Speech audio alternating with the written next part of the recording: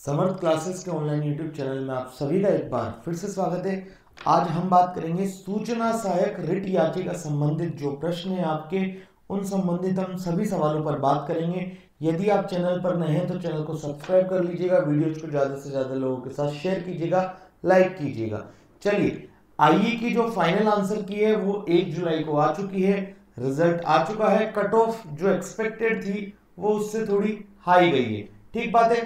तो जिन प्रश्नों को डिलीट किया है, 2 प्रश्नों को आंसर चेंज किया है, किन प्रश्नों को कोर्ट में चैलेंज किया जा सकता है, किन प्रश्नों के संबंध में रिट लगाई जा सकती है, उन तमाम मुद्दों पर हम चर्चा करेंगे, ठीक है। ये मेरा मानना है, आप मेरी सलाह के अनुसार रिट लगाएं या नहीं लगाएं, ये आप पर फैसला निर्भर करता है, ठीक है। मेरा काम है बताना जो मुझे लगता है वो चीज। चलिए, आज हम इस मुद्दे पर पूरी बात करेंगे। सबसे पहले हम देखते हैं कि क्या क्या फेरबदल हुए उस दिन वाली आंसर की में। तो देखो बच्चों, अगर ये 18वें क्वेश्चन की बात करें तो ये जो 18वां क्वेश्चन था ये बोर्ड ने डिलीट माना, ठीक है। तो ये 18वां क्वेश्चन बोर्ड ने डिलीट माना है।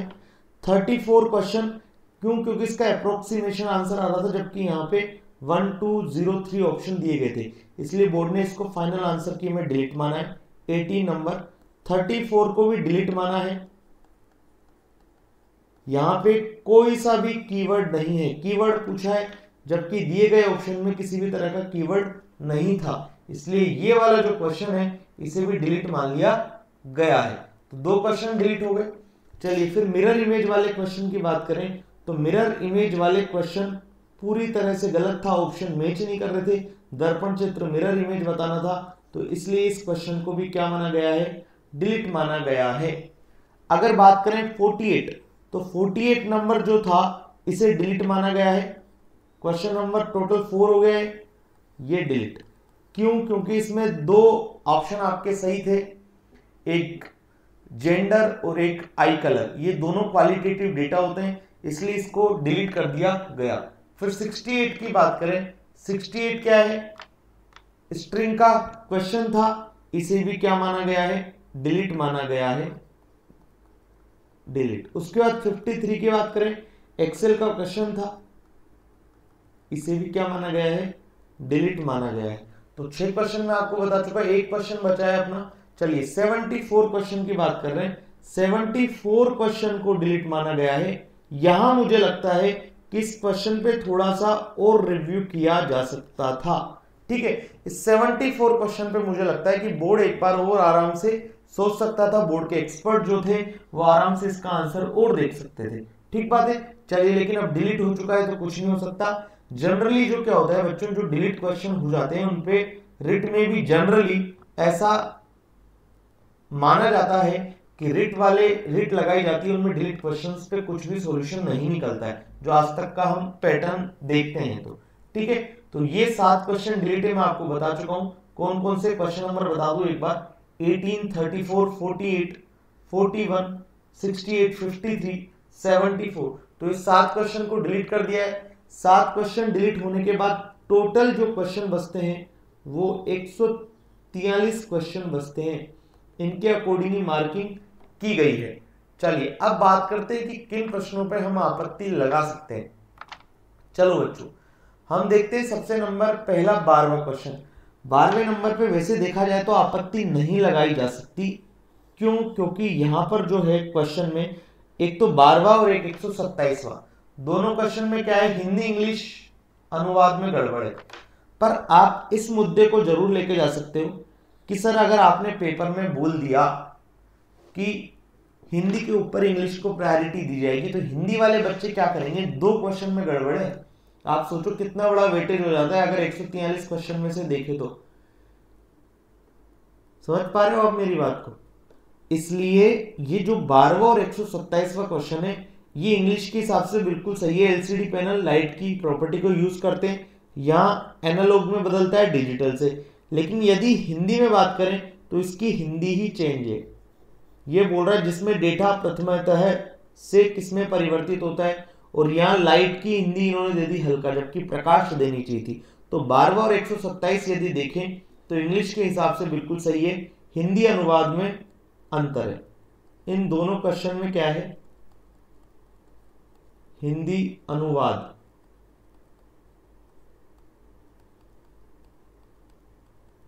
हिंदी अनुवाद में गड़बड़।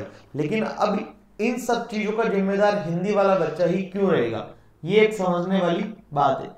चलिए बात करते हैं 125 नंबर क्वेश्चन की, जिसपे सबसे ज्यादा जोर आजमाइश चल रही है बच्चों की किरिट लगाई जाए। तो देखना, ये जो 125 क्वेश्चन है, 125 वाला जो क्वेश्चन है उस पर हम बात करेंगे। 125 वाला जो क्वेश्चन है ये क्या बोलता है, I am a memory device. ध्यान से समझे बच्चे, किसी को दिक्कत नहीं आएगी, मैं पूरा तरीके से बताऊंगा। I am a memory device, मैं एक मेमोरी डिवाइस हूं। I am composed of transistor and capacitor, I am able to access the data first.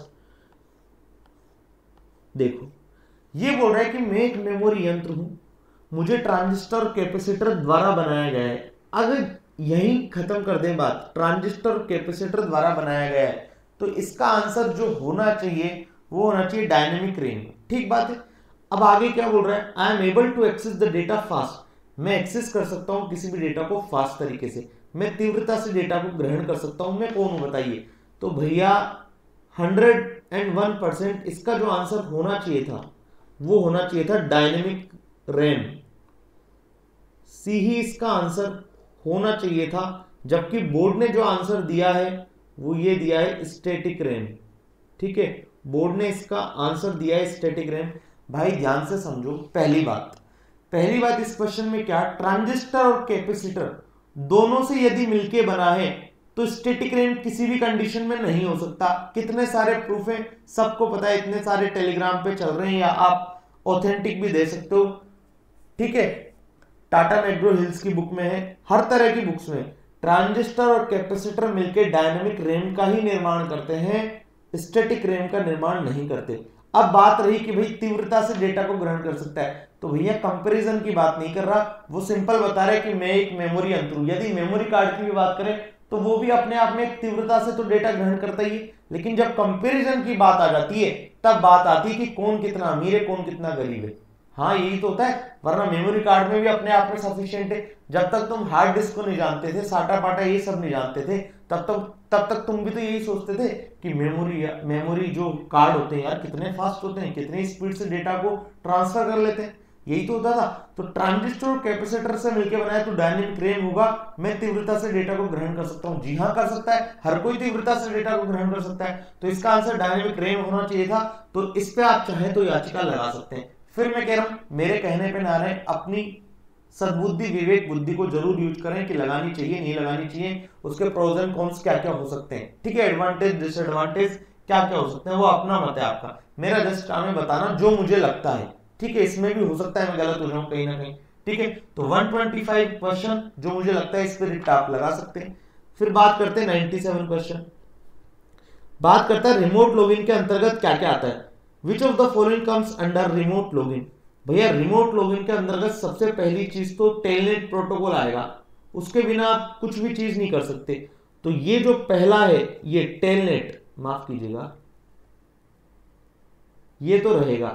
ठीक है, टेलनेट तो रहेगा, ये तीसरा तो पक्का रहेगा, ये बोर्ड ने भी यही माना है। ठीक है, इन्होंने ऑप्शन क्या माना है, ओनली 3, सी ऑप्शन माना है इन्होंने। अरे भैया टेलनेट को किस पे यूज करोगे, पीसी पे ही तो यूज करोगे। अब उसने दे भी रखा है एक्चुअल में उसने जो ऑप्शन दिया है वो दे भी रखा है एनी पीसी, कोई भी पीसी। जब उसने ऑप्शन दे दिया और फिर यहां पे जब आंसर के ऑप्शन देखते हैं तो 3 और 4 भी मिल जाता है हमें, 3 और 4 मतलब टेलनेट और कोई पीसी। तो ऑब्वियस सी बात है ना, इसमें अगर आप प्राथमिकता देखोगे, प्रेफरेंस देखोगे आंसर की, तो कौन सा जाना चाहिए, 3 और 4 जाना चाहिए। तो इस पे भी आप, मेरा मानना यह है कि इस पे भी रिट लगा सकते हो। ये 97 क्वेश्चन और जो पहले वाला क्वेश्चन है इसको जरूर बोर्ड को सोचना चाहिए था। हालांकि 125 वाले का पहले डायनेमिक रैम ही दिया था, बाद में इन्होंने स्टैटिक रैम किया है, तो ये पता नहीं किस बेसिस पे इन्होंने किया है। अगर हम बात करें 97, तो 97 में भी इन्होंने कोई आंसर चेंज नहीं किया है, पहले भी टेलनेट दिया अब भी टेलनेट है। हालांकि मुझे लगता है इसका टेलनेट और एनईपीसी होना चाहिए था। ठीक है, तो मुझे जो लगता है कि इसका आंसर ये होना चाहिए था, टेलनेट और एनईपीसी ये होना चाहिए था, जबकि इन्होंने ओनली 3 टेलनेट को इसका आंसर माना है। चलिए अब बात करते हैं रीजनिंग की। भैया रीजनिंग किसी भी बोर्ड के एक्सपर्ट की बात है ही नहीं सोल्व करना, ऐसा लग रहा है। भैया इनको बोलो सीजीएल के पेपर सोल्व करें, इनको बोलो सीजीएल तो छोड़ो, तुम ये जो पटवारी के एग्जाम होते हैं वन रक्षक, जिसमें भी आती छोटी से छोटी, उसके तुम रीजनिंग के क्वेश्चन कर लो। थोड़ा सा अगर दिमाग चलता हो तो लगा लो एक्सपर्ट लोग। काहे के एक्सपर्ट? रीजनिंग के कोई बच्चों के पास प्रूफ नहीं है, बच्चे परेशान हो रहे हैं। भैया 22वां नंबर क्वेश्चन यदि तुम गली के किसी भी बच्चे से कराओगे ना तो वो भी वही करेगा जो सब लोग करके आए, लेकिन बोर्ड पता नहीं अपना कौन से आंसर मान के बैठा है। आई थिंक इन्होंने ए ऑप्शन माना है कि if only assumption 1 is implicit, जबकि मेरे ख्याल से इसके आंसर जो होने चाहिए थे वो ये थे, नहीं धारणा 1 और नहीं धारणा 2 मान्य if neither of the assumptions 1 और 2 इज इम्प्लिसिट। ठीक बात है, ये होना चाहिए था इसका आंसर, लेकिन इन्होंने पता नहीं अपनी कौन सी सब बुद्धि को यूज किया है। आरपीएससी आरएसएमएसएसबी हमेशा यही होता है। रीजनिंग का क्या होता है बच्चों, अगर रीजनिंग की बात करूं तो इसका एक्चुअल प्रूफ लाना टफेस्ट काम है, एक्चुअल प्रूफ लाना टफेस्ट काम है किसी के लिए। तो इसलिए इसका प्रूफ अगर आपके पास है तो प्लीज लगाना इसका, तो मैं आपको सजेस्ट यही करूंगा प्लीज लगाना 22वें नंबर का क्वेश्चन। ठीक है, तो ये जो मुझे लगता है कि ये 125, 22 एंड 97 इन तीनों क्वेश्चन पे रिट लगाई जा सकती है। यदि 12वें और 127 क्वेश्चन की बात करें तो इंग्लिश में बिल्कुल ठीक है, इंग्लिश के हिसाब से ठीक है, क्वेश्चन पेपर में भी यही बोला जाता है। पर हाँ, इसके बेसिस पे लगा सकते हो कि भैया ये कब तक सहेंगे, हम पुराने रिकॉर्ड निकाल सकते हो कि इंग्लिश और हिंदी में कितनी दिक्कतें आती है, उससे कितनों को नुकसान हो रहा है। इसमें हिंदी वाले मीडियम वाले बच्चों की क्या प्रॉब्लम है ये बताऊंगी। हिंदी मीडियम वाले बच्चों का तो कोई भी गलती नहीं थी ना यहाँ पे, तो वो सब चीजों के बेसिस पे 12वें और 127 में लगा सकते हो। बाकी इन पे भी आप 125, क्वेश्चन नंबर 22, क्वेश्चन नंबर 97 पे सोच सकते हो। मैंने आपको बता दिया है जो मुझे लगता था, अब आपकी इच्छा है आप करना क्या चाहते हैं। ठीक बात है, तो ये था आज का वीडियो। कट ऑफ आ चुकी है, अब आपको टाइपिंग में लग जाना है। टाइपिंग से रिलेटेड वीडियो आप डिस्क्रिप्शन या प्लेलिस्ट में भी जाके देख सकते हैं, आईए से रिलेटेड पूरी प्लेलिस्ट है।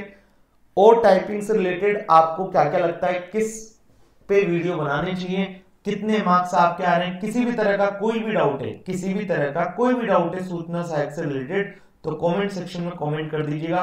अपना ख्याल रखिएगा, टाइपिंग करते रहिएगा। Bye bye, take care.